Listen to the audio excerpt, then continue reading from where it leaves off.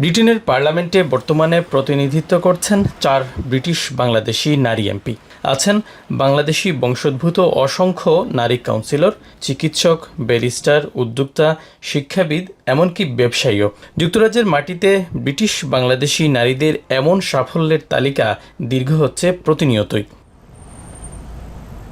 কিন্তু প্রশ্ন হলো, ব্রিটিশ বাংলাদেশি কমিউনিটির সবচেয়ে প্রভাবশালী সংগঠনগুলোর নেতৃত্বে কেন নেই নারীরা?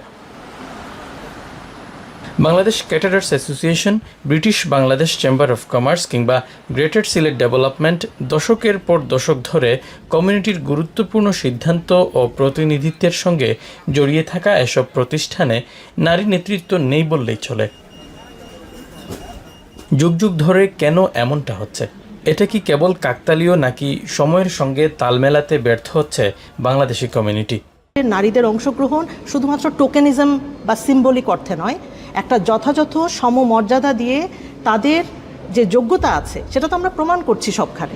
সেই যোগ্যতাটুকু কেন কমিউনিটি অর্গানাইজেশনগুলোতেও দেখা যাচ্ছে না? সমাজ বদলেছে নারীর অবস্থানও। ব্রিটিশ বাংলাদেশি নারীরা বর্তমানে দেশটির পার্লামেন্টে প্রতিনিধিত্ব করছেন, নীতি নির্ধারণ করছেন, স্থানীয় সরকারেও বড় বড় প্রতিষ্ঠানের নেতৃত্ব দিচ্ছেন। তাহলে কমিউনিটির সংগঠনগুলোতে নারী নেতৃত্বের প্রতিফলন নেই কেন?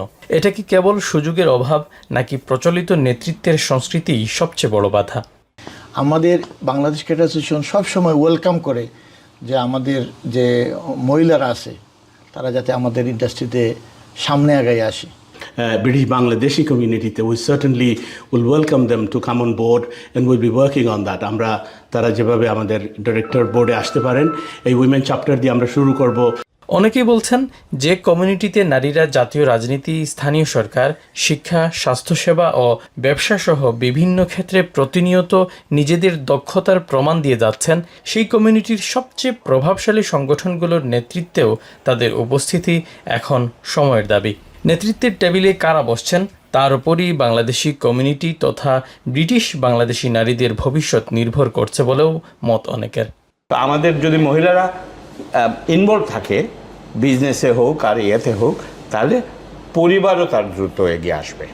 সংশ্লিষ্টরা বলছেন, ব্রিটেনে বাংলাদেশি কমিউনিটির নেতৃত্বে নারী প্রতিনিধিত্ব নিশ্চিত করা গেলে নতুন এক অধ্যায়ের সূচনা হবে।